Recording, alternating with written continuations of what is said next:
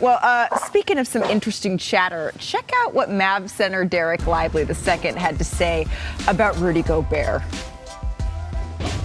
Who's on the posters? Who's on the TV screens? Who's on the commercials? That player is definitely going to be on the floor. Perfect example. They played the Minnesota Timberwolves. There is zero reason Rudy Gobert should have been on that court. Zero. But you are paying him about $40, $50 million. You better get your out there and figure it out. And he didn't. And he didn't. He did not. By the way, that was Theo Pinson interviewing Lively. Rudy Gobert just won his 4th Defensive Player of the Year this season, but those words, they say a lot about NBA. We hear this all the time, how NBA players seem to view Gobert. Zach, is he ever going to be able to shake this perception?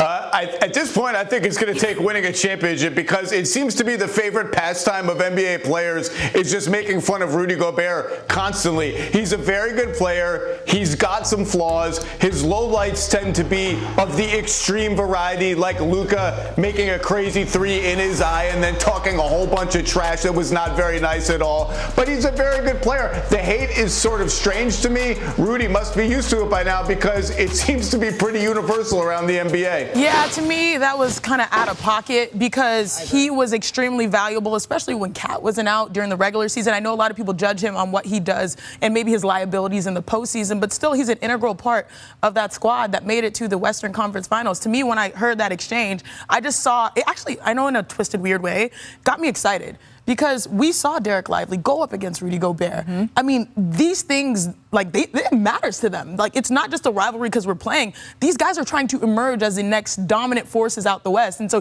you can see, even though the series is done, it still carries over in sort of how they approach and view each other. But, like, are we ever going to, like, say, Rudy, like, he's one of 3 players to ever be a 4-time defensive player. Like, he's a first ballot Hall of Famer. I agree with Zach. Winning a championship shuts everybody up. Bobby, where do you fall on this?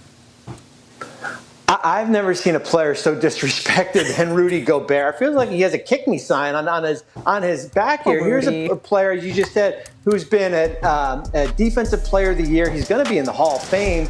And I think certainly what happened this summer with the Olympics certainly magnified things as far as him taking a limited role. Certainly there were games where he didn't even, he played a couple of minutes here. And I think he's basically a piñata for all these NBA players. And I agree with Zach. Unless he wins an NBA championship, he'll be continually ridiculed here. Well, let's go to his teammate.